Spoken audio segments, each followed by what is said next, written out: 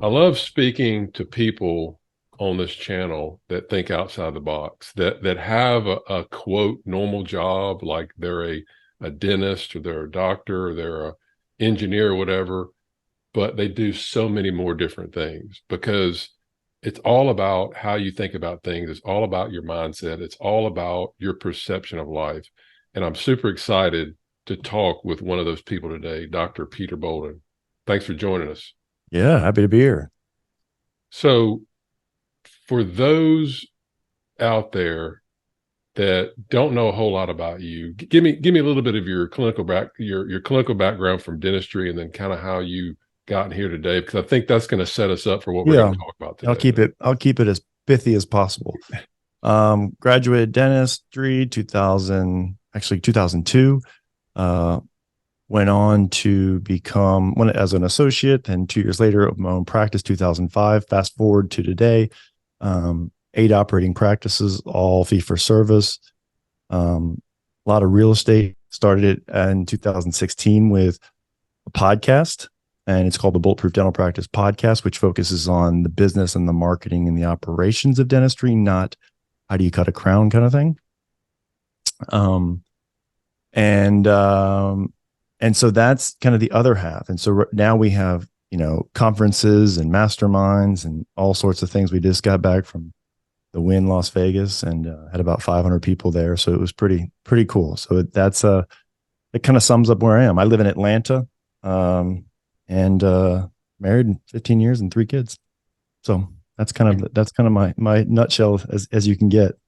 I guess I got to ask you: are you a Falcons fan?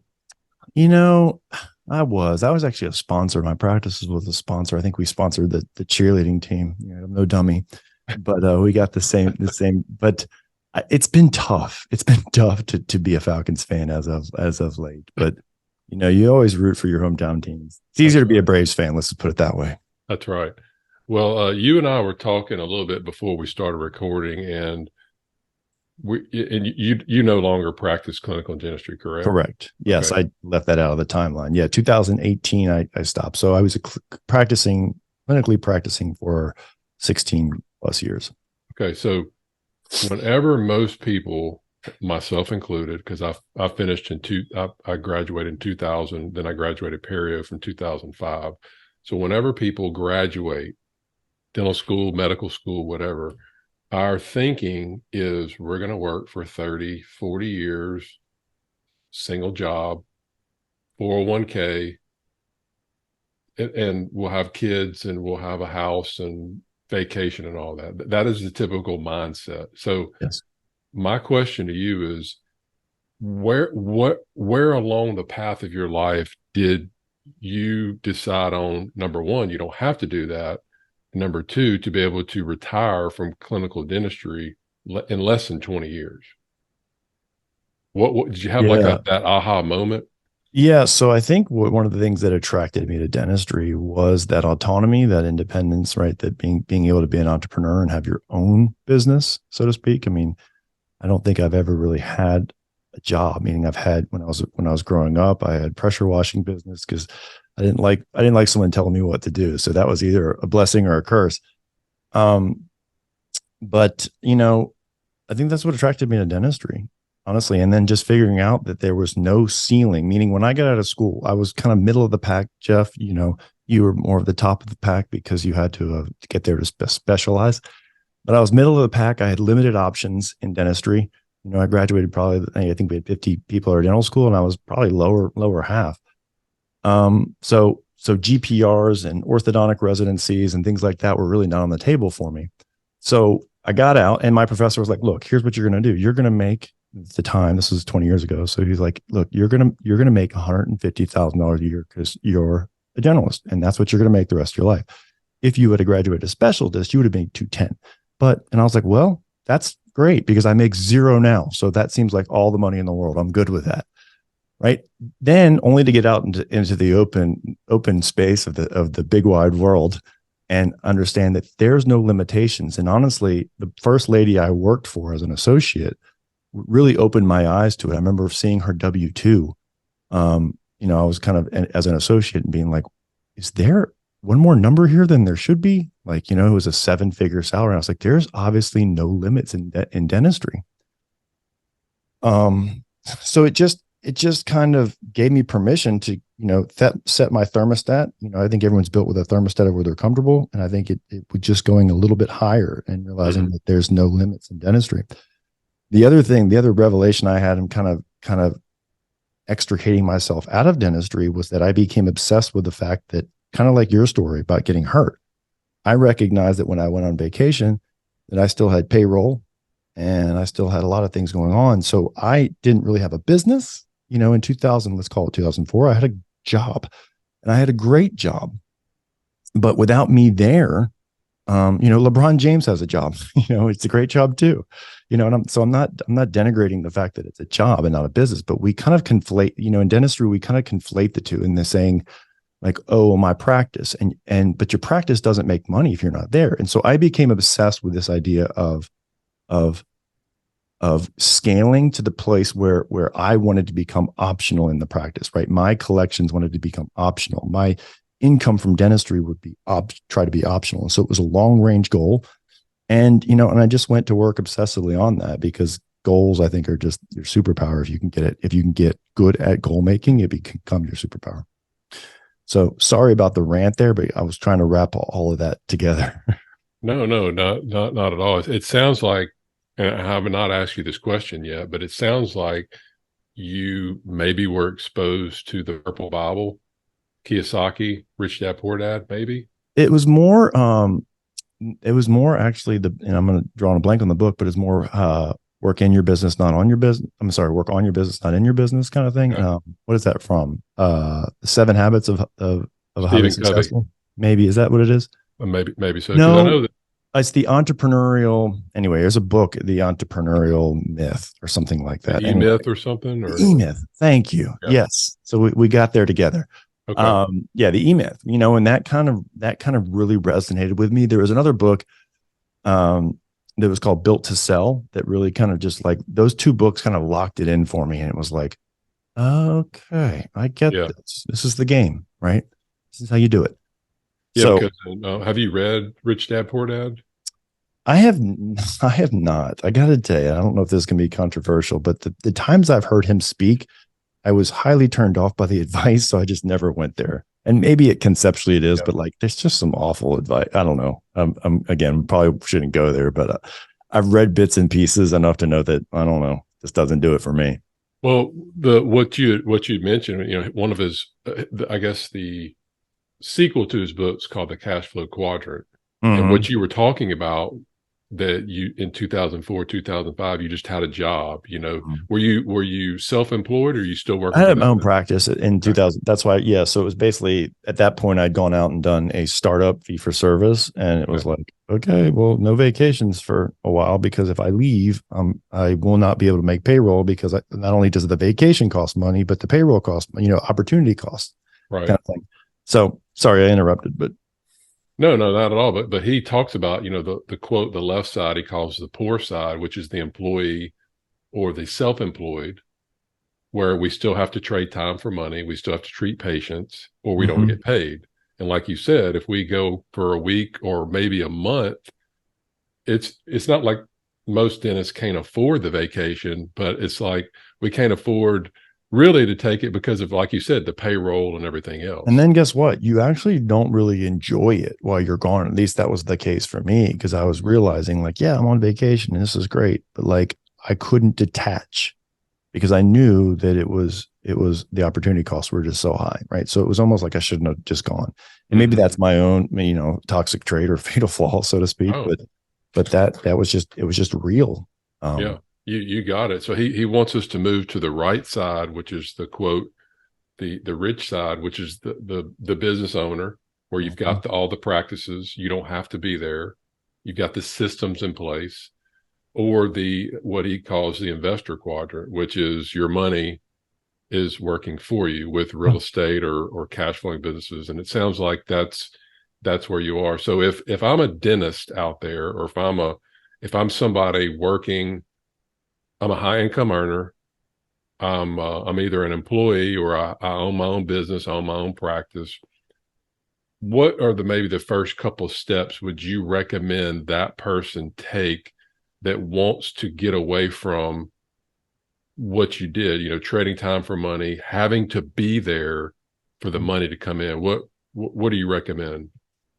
I mean, I think the first step, and then we encounter this a lot in Bulletproof. We do coaching and consulting and seminars and things like this. And so we spend a lot of time with the person as the human, meaning that sometimes in dentistry, maybe you've seen this, that people will hear that, oh, private equity wants you to have 6 locations. And so they're like, okay, well, I guess I'll get 6 locations, only to find out that you were not built for that, meaning know thyself. You were not built for the entrepreneurial vision. You were more of a craftsman and you really wanted to get involved with your craft. So I think if your goal is authentic first, that should be the number one thing. If you can feel it in your core and it's pulling you as opposed to you being pushed to that goal, right? Mm-hmm. For me, it was pulling me. I wanted real estate and I wanted large operation. I wanted scale and I wanted complexity, and it pulled me there. But I have seen it cause a lot of conflict in dentistry when someone is copying and pasting someone else's vision or goals only because they think that's where the pot of gold is. And there's nothing more unfulfilling than probably getting to that pot of gold. Let's just say you were pushed all the way and then realizing that you're still not fulfilled. And so I think fulfillment is a big thing to encounter. We actually say this in Bulletproof, Jeff, that fulfillment, as we talk about KPIs and things like that, and here's what you should study. We actually say that like fulfillment is the ultimate KPI, because without that, none of this shit matters. It just doesn't.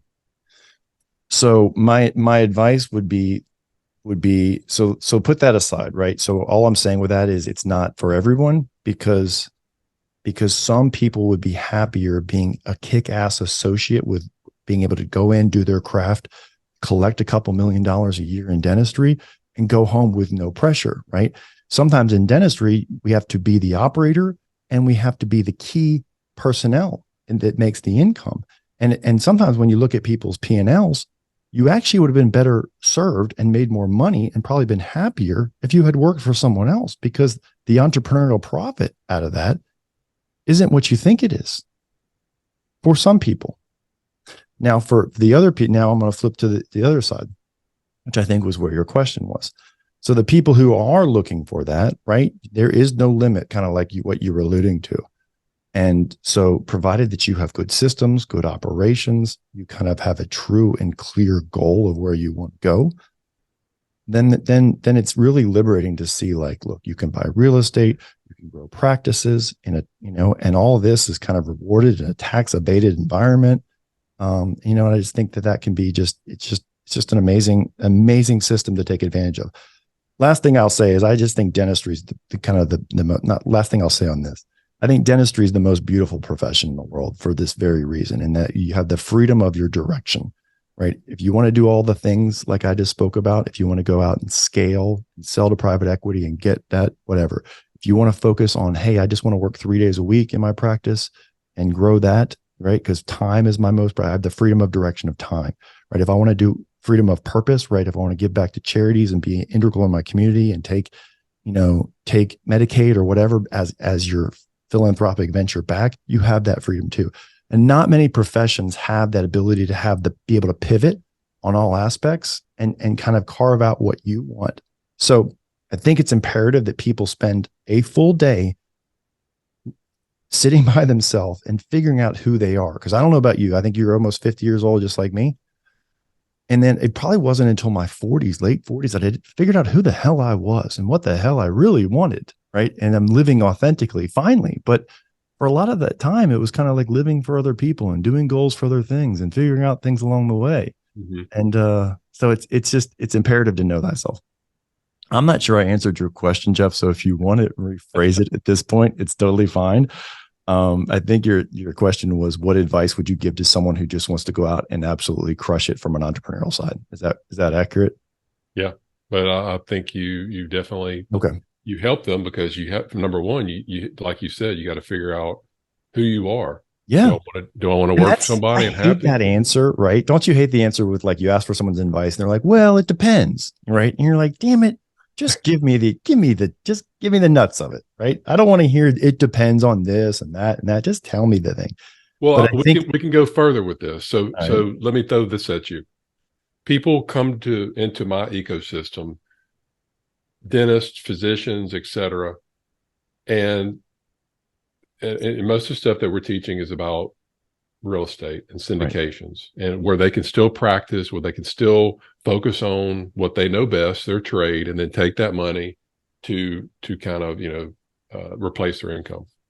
And so they come to me with typically two reasons. Number one, I want passive income, and number two, I don't want to. I want to do something where I can lower my tax bill.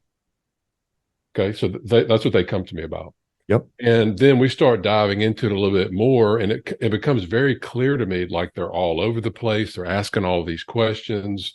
What about this? Well, how does depreciation work? And mm, why are y'all charging these kind of fees and all this? And then I'll ask them, what are you doing with your money right now? And they're like, well, I my financial advisor puts it in 401k. It's like, okay, well, what do you have it in? I don't I know. don't know. I And just I'm have it like, in the wait a minute. yeah, yeah, yeah. You are have become the ultimate researcher for what could potentially just blow it out of the park for you. Yet you just blindly. So you're telling me you want to go to Destin, Florida, and everything that you're doing, the car is pointed to California.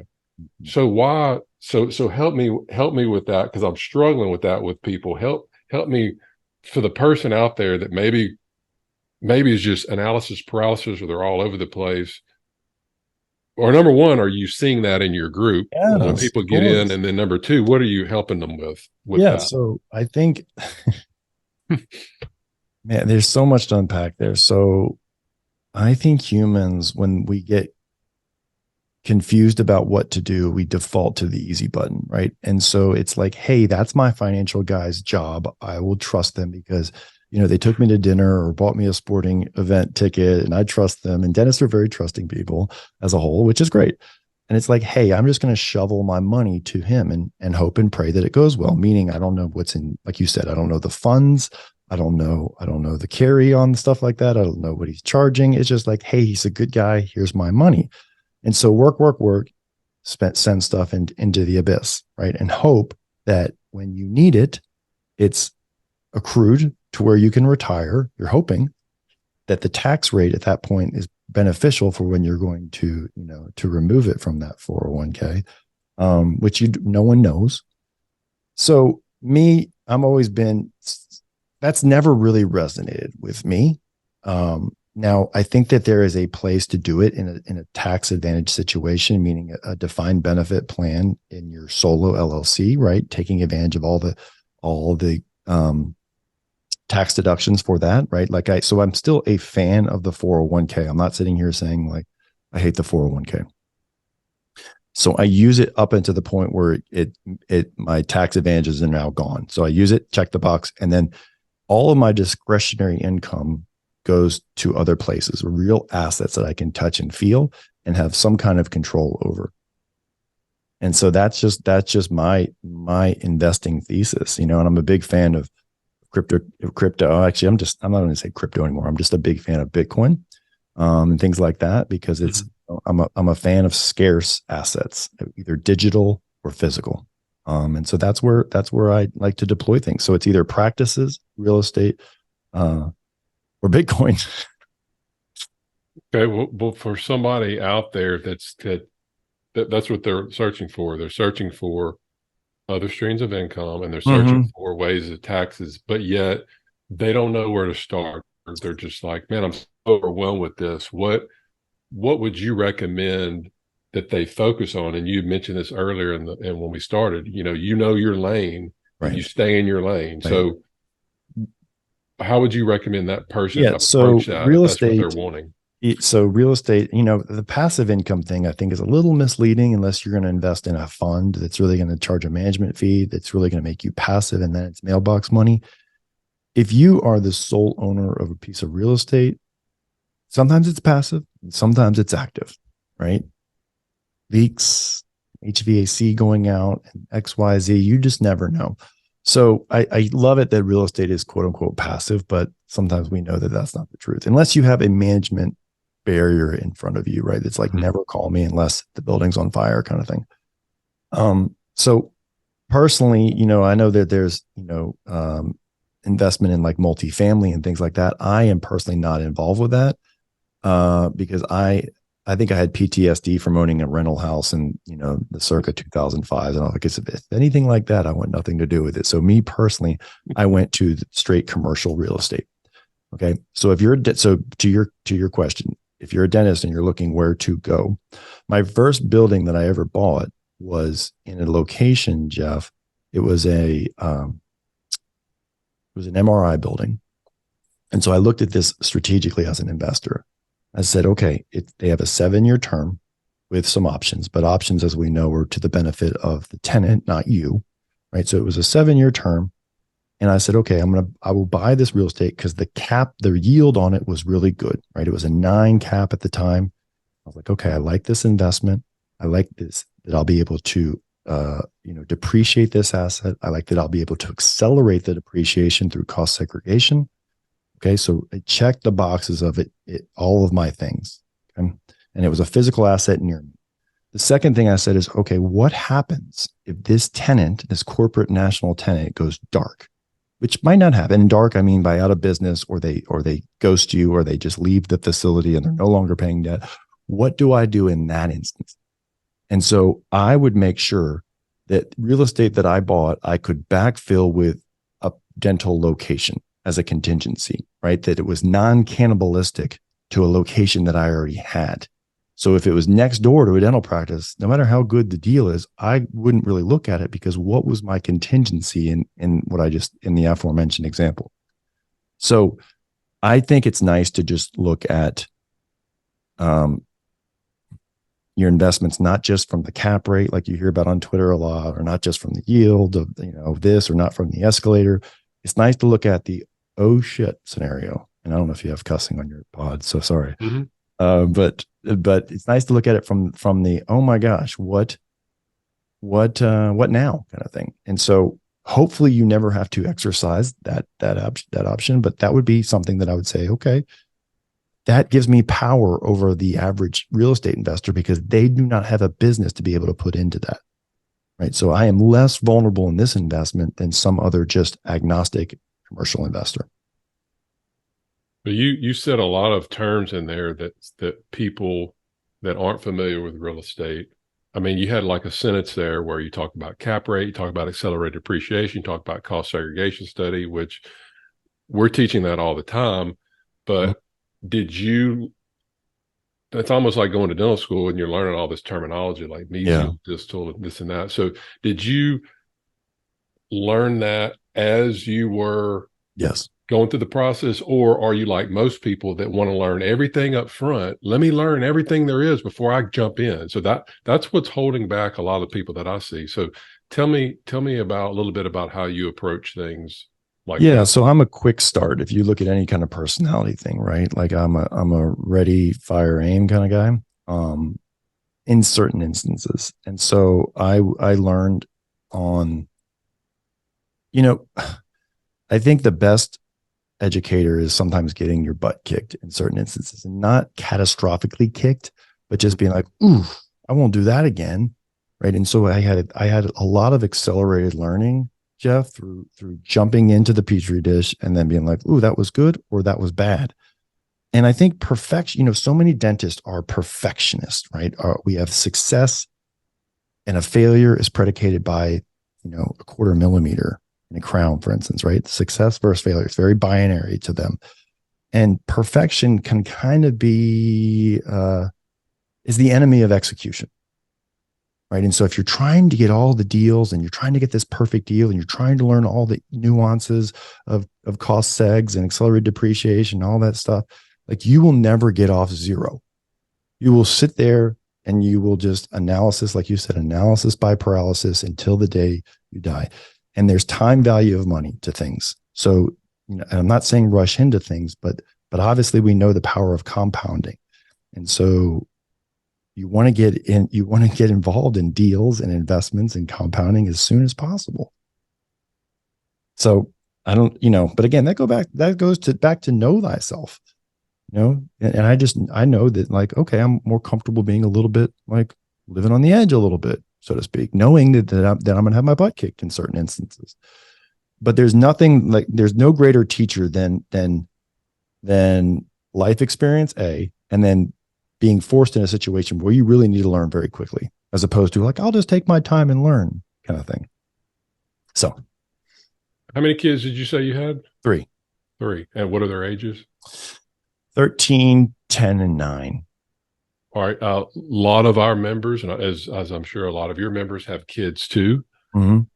What are you doing? What are you and your wife doing to teach them about? Are you just letting the local schools, whether it's public or private, teach them about society and how money works and jobs and all that? Or because I get this asked a lot, and I really are. My kids are 18 and 16. Like I said, one of them plays college football, so a lot of those players are always over there. They're just lost to go on their own, kind of separate ways. We were at I'm one of the FCA, Fellowship of Christian Athletes sponsors, so we meet every week, and not only are we pouring into them about that, but also just everything that's going on in life. So what are some of the things that you're doing or you recommend people do that are raising kids to find success in life? It's a great question, and no one's ever asked me this. That's a great question.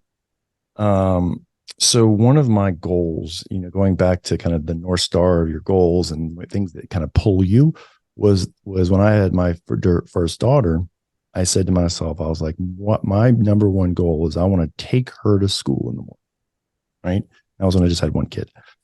And because I knew that would be kind of a special time. It's when I'm better in the morning. It's when she's fresh, she'd be fresh. And so like that was goal number one for me to get to, and not take a massive pay cut at the same time. Right. I could always just be like, oh, no patience until then, but I wanted to kind of like have that in place. Okay. So yeah, my kids are in a Episcopal school. Right. But even then, you can't rely on what they're learning. So I use that time in the car with them. It's about 15 minutes every morning. And we just kind of talk about life, and we talk about business, and I teach them about the things that you had kind of said. We're not at cost segs and cap rates and stuff yet, but we're at like, hey, is that a depreciating asset or is that an appreciating asset? You guys tell me. And they're like, depreciating, things like that. So I am a big fan of, and I guess maybe Jim Rohn said this, but you are the product of the 5 people you hang out with. And I remind them of this all the time. I said, if your dad was to hang out with 5 fat guys, who do you think would be the 6th? And they're like, you would be. And I was like, that's right. That's right. And if your dad hung out with 5 broke guys who had 0 aspirations and were crappy dadders, who do you think would be the 6th? You would be, Dad. You're right. And I truly believe that you are the product of people, maybe not the 5, but you are a product of your environment. And so I said, look, I'm not saying choose your friends based on what you want, but you need to choose wisely, because the outcome determines who you might be, right? The things that you ingest, the things that you hear, the social media that you consume, you will become the product of the output will become the product of all those inputs. So, I tell them the stuff they're learning at school, and I'm like, golly, that's crazy. And I wish there was a school on, how to balance your checkbook, and how to start a campfire, and how to change a tire, and how to read a P&L, and how real life stuff, like the stuff what you're talking about. I see you smiling because you're like, how did you learn about this cost seg? But that would be an easy thing to teach our children, right? How to start a business, how to open up an LLC, right? How to hire, how to fire, like how to use body language. Like all these things would be the school that, if that school came about, I'd be like, you guys are going there. Maybe we should start our own Right? school. I'm telling you, like, just life skills, like how to look. Like the other day I was teaching my son, I was like, he started like getting into a habit of like, when he meets someone, not looking at them, right? And just being like, hey, nice to meet you. And I was like, do not, you know what that means when you do not look them in the eye? It means A, you don't respect them, and A, you're not, and B, you're not trustworthy. That's just what humans is. If you can't look someone in the eye, I was like, do not become that person. and I know I'm getting a little granular on you, but it's things like this, right? It's like you get 18, like, for you have an 18-year-old, like your job is already done, right? There's really no going back for you. You can't be like, oh, I wish I had, let's go back and let me teach you all this stuff. Like for the most part, 95% of your job is done, you as a father. So either you did great, which I'm sure you did, or you blew it. But there's no going back on those formative years. Jesse Itzler, who's a friend of mine, he lives in Atlanta, and he has something he said something that just really resonated. And I would like to share it with your audience, because I think you can't unhear something like this. By the time your children leave the house, let's call it 18 years old, you have spent 95% of the time that you will ever spend with them in your life, right? And you're probably thinking, like, is that true? Like, and I go back and I reflect on that. Like, yeah, the time in college was a couple of weekends here and there. I went out and got a job, a couple of weekends with my parents. Right now I see them 3 or 4 times a year, but it's not this intimate day in, day out time. And so that is a sobering statistic, which made me like even double down more on the fact of like, I need time to become my greatest driver, and that time to deploy to my children, because I have one chance. Which leads me into the next perfectly segue question. Do you agree that time is money, or time is more valuable than money, and why?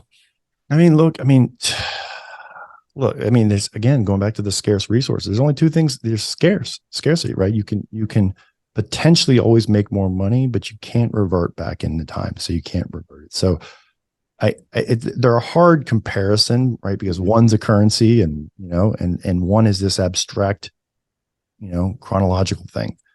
But I think the older you get, when you realize that your bottle of sand, if you flipped it up, and your time hour is more, there's more on the bottom of that glass than there's on the top. I think you start getting into things like, holy cow, this is my most valuable asset. When you're 20, you're like, I got all the time in the world, I just want money, right? And then it flips, and you think, man, my time is running out. Have I made impact? Have I created a legacy? Have I done the things I wanted to do? Have I traveled? Have I experienced? I have something hanging on my wall, Jeff, that basically is just a big canvas, and it has one ticket. It says one ticket, right? And maybe you've seen it. I think it's a Gary Vee thing, but it reminds you that you get one ride. There's no do-overs, and you got it. And you can't go back and be like, well, next time in life, I'll do this. You get one ticket, and it's again, a sobering thing. Mm-hmm. So I was talking to a dentist last night. He, most people come in and they think we're going to talk about real estate, but I'm usually kind of the fatherly figure, because most of these people are 30 and I'm almost 50. And I always like to ask them about their family and all that. He has a 3-year-old and a 1-year-old. I was like, man, just enjoy it. It's like, yeah, that's great or whatever. But, he's just focused on making more, spending that time away from those kids. And I was like, look, everybody tells you they're under your roof until they're 18. But I can tell you this, Bubba, when they're 13, 12 or 13, yeah, that's when they go, we don't really want to be around you a whole lot, mom and dad. There's a Goldilocks number. Sorry to cut you off, but I'm right there with you. Right. So I don't know if you're saying like, hey, to that guy, the 3 and the 1, like take more time with them. I'm of the mindset, kids don't remember anything before 5, 4 or 5, a little bit. Right. But that 5 to 12 years of age is your Goldilocks years. Yep. Right. Because like you said, they don't really remember anything before 4. Let's just call it 4, too much. And they don't really want to be with you after 12. So you really got 8 years with your children. Yeah. So that was my thing to him. I was like, look, you want to do all this stuff. You want to open more practices. You want to do this and that. I said, you can do all that after they're 13 or 14 years old, because they don't want to be, or before. You could be before on the gas and be just obsessive with them. Like, oh man, I have a kid. I've got 4 years to blast this out and become, this entrepreneurial phenom. Who knows, right? Yeah. But you're right. I think you put that into a sustainability mode when they're of the ages we were just talking about. I wish somebody would have told me that, because you don't know what you don't know, and I did not know that. I'm just like, okay, we're going to go to the beach every year and this and that, and then when they're 14, 15, like, Dad, I really don't want to go to the beach. I want to hang here with my friends. Like, Yeah, wait a minute. Wait, seriously? But that's life. It is what it is. So I'm trying to educate people based on my experiences. And if I could go back and do things differently, that's one of the things that I would have done. And I'm encouraging people, like you said, either before what you call the Goldilocks years, or you got, the rest of your life after they move out to make more money or totally. do all that, And it's almost, they always say like, your highest income earning years are, typically late 40s, late 50s, or 50s, late 40s to late 50s kind of thing. So you're right. Like, don't worry about not being able to make a lick, right? Your lick of being able to retire. And there's another good book like Die with Zero. You ever seen that? Read that book? Yeah, I sure have. So that's a great philosophy, because we think that we're going to need all this money in retirement. And then kind of that book proves like you're going to need like a quarter of that. I don't know if you can see that or not. Yeah, it kind of, yeah. So that's a good book to be like, okay, well, maybe I don't need to hustle as much as I have been, unless it's absolutely pulling you. And that's what your fulfillment and your purpose and your desires are. And you're doing it for the benefit of your family. Like, that's a great mission. Well, in that book, he talked about, having just a blowout. I think I don't know if he turned 40 or 50 or whatever, but I turned 50 next year. And I'm glad I read that book, because I just want to just blow it all out. I'm going to invite all the people that are close to me, no expenses. We're going to go all at it. Because you know what's the point of dying with all of this money, All the money that you can't use, So I ask myself, and this is my own little rule, and make it real quick, but to your point about a blowout of a 50th, I evaluate things with things like that, where it seems excessive, where I'm buying something I shouldn't, or I'm doing something I shouldn't, even in business sometimes. But it's called my 880 rule, right? And so what would my 8-year-old self say? Would he give a thumbs up or a thumbs down like that? Or what would my 80-year-old say as we're looking back at my life? And your 80-year-old self, I think, is probably the more important one at this point, because he's not going to look at you and say, Jeff, you shouldn't have spent all that money for your 50th. That was ridiculous, right? He's going to say, you should have gone 2x that, right? Because that's the thing we're happy about now as we reflect back on our life. We're looking at all those memories and the celebration of such. And I think that's where the entrepreneurs get so wrapped up, right? And I know I'm guilty of this. We have a goal, we have lists, we have things, and we accomplish them, and then it's immediately next. And we never stop to just say, look at all the cool stuff I've done. Look at all the lives that I've impacted. Look at all the things that have been done, right? And we never take inventory and stop long enough to just smell those roses. Yep. And I was hoping maybe getting a sponsorship from the Bulletproof Mastermind to take care of all those expenses next year, but we can talk about that later. You got it. You got it. You got it. So speaking of Bulletproof Mastermind and Bulletproof, we're talking a lot about Bulletproof Summit and this and that. Mm-hmm. Tell me more about it. Tell me what it's about, who it's for, what you do. Really, really curious about it. Yeah. So Bulletproof started as a podcast in 2016. I started it by myself, because I was just sitting there finding myself, honestly, Jeff, yelling at other dental podcasts in my car and be like, that's not right. That's not how you do it. And I said, either I can take action and create my own, or I can just be the grumpy old guy in the car. And so I took action, right? And then about 5 months into it, I became close friends with my now business partner in it, Dr. Craig Spodak, who's in South Florida, one of the most iconic practices in the nation. It looks like, it's just the Tesla of practices. He's in Delray. And he and I just kind of immediately were best friends kind of thing, right? Our practices were very similar. The way we addressed things was very similar. We had different ways in which we got to our goals, right? Of he wanted to be, he's more gregarious and more of a Tony Robbins kind of guy, and rah, rah, rah, and wanted to be in a giant stage with his people doing dentistry. And I wanted to kind of go more real estate and be a little more reclusive and not be out there all the time. But we got there kind of in the same way. So Bulletproof then evolved from going from a podcast to then writing a book together, then having our first conference. And like I said, I think I alluded to that when we hit record. We just had our 6th conference in Las Vegas, and each one has thankfully grown. So this one had about 500 people and tons of sponsors, and it just amazing energy. It was in Vegas at the Wynn. We had the whole Wynn ballroom. And Craig and I take a lot of pride in the fact that we have something called a bulletproof mastermind. Mhm. And so we coach dentists on a 12-month continuum with something called the bulletproof pathway, where it takes you from the vision and the marketing and how to build and how to refer and how to retain, how to recapture and your KPIs, all these things. I could share with you the bulletproof pathway because it's something I created. It was one of those shower moments, and I finished it and wrote it all out one day. And I told Craig, I was like, this is my legacy piece. Like I heard on a podcast that, and this guy was kind of like poo-pooing dentistry, saying it's too hard, it's too complex, it's too complicated. And dentistry is complex, but it is not complicated, right? It can be broken down into bite-sized segments. But if you look at it as just an agnostic 30,000 foot view, you're like, oh, that seems complicated. But when you break it down and eat the elephant one bite at a time, it's not so complicated. But it is complex, right? And it does take a lot of attention. So our mission at Bulletproof is really, we are huge fans. Craig is a third generation dentist. I am first generation, but I just love dentistry, right? That freedom of direction I spoke about.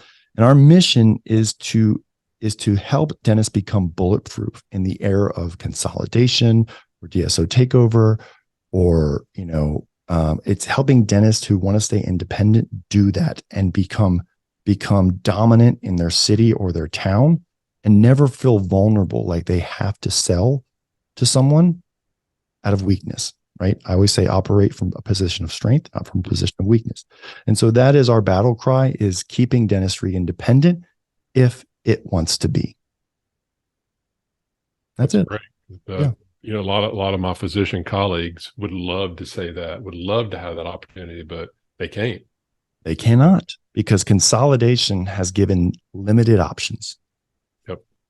And I think consolidation is obviously, we all know what's happening in dentistry. It's slowed now because of interest rates, of course, right? Or the multiples have gotten less because of interest rates, because they're all usually debt funded PE ventures. But I think it's good for dentistry to stay independent. I think where we are right now is a combination of probably 40% consolidation, maybe 60% independent. And I think that's a good mix, personally. So if I can help keep that mix through my teachings and helping people feel bulletproof, then that's what we do. And it's really fulfilling, because you, Jeff, you stood on the shoulders of many giants as your mentors or teachers. And dentistry is a very lonely place, right? That's why our suicide rates are super high. That's why our divorce rates are high. That's why, sometimes there's pill addiction, because it can be lonely, right? You're operating on your own little island by yourself. So I always encourage people, if it's not Bulletproof you're getting involved with, get involved with something, your local study group, maybe a group like yours where debt-free doctors talking about, but get in a collaboration where someone is genuinely wanting the success of you. Not just your teammates not just your team that you're paying and writing paychecks, right? Make sure that you're getting an environment where you're stimulated by whatever it is that draws you, and don't function in a lonely environment, because I think that's the bad things happen there. I think that's a great point to end on. And I do want to, with your permission, get you back, because I do want to learn more about the different points of Bulletproof. And there's a whole nother topic that I wanted to get into about fitness and nutrition and that sort of thing, and how important that is. So I could spend hours doing that. So I would love to reach back out to you at some point. I'm a quasi biohacker, so I'll be dangerous on that pod. Awesome. So, but also just traditional health and medicine. So those are topics that I would love to talk about again. I can unpack the pathway, right? Yeah. Because then in the bottom of the pathway, Jeff, after that KPIs and your things, we get into things like real estate, right? And mergers and acquisitions and multiple locations and things like that. So the pathway evolves into using, how to grow your practice, how to create income from it, and then how to deploy it outside of your practice or multiple locations. So it's a complete cycle. So it's, again, would love to get back on and talk about it. Excellent. We'll do that. Now for those right now that want to learn more about what you do or connect, if you want to just send that, if you want to share it, go ahead. But it's Bulletproof Dental Practice Podcast. So you can search it in iTunes. That's where we do it. We also do a lot of YouTube now, because it's we kind of just put our podcast on YouTube, and so that's growing and become popular. So you can just search Bulletproof. And And then the website, where we talks about our seminars and our conferences, our mastermind, our book is bulletproofdentalpractice.com. If you don't mind, if you send me everything, and I'll Okay. put all the links. I'll make it very easy for For you sure. guys. I'll put I all will the do it. links below this Yeah. video.